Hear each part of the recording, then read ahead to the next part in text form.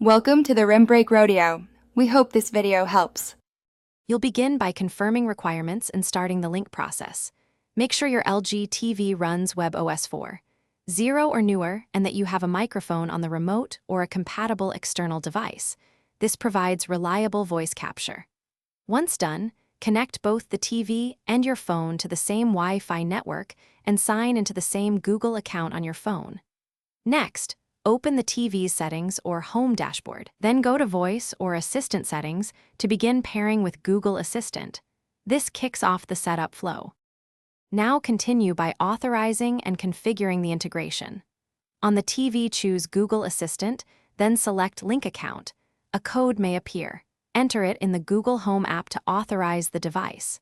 Make sure to approve requested permissions for media control and device info, because those enable shortcuts and privacy settings.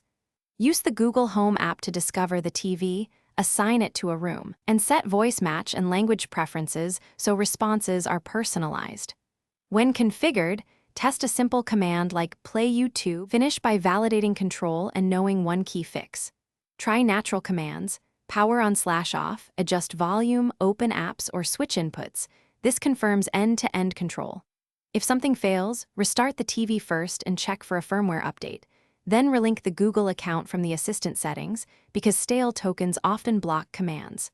Also make sure Wi-Fi is stable and that Google Home has required permissions. If problems persist, sign out of Google on both devices, sign back in, and repeat the linking process to refresh the connection. Thanks for watching. Consider subscribing if we helped you.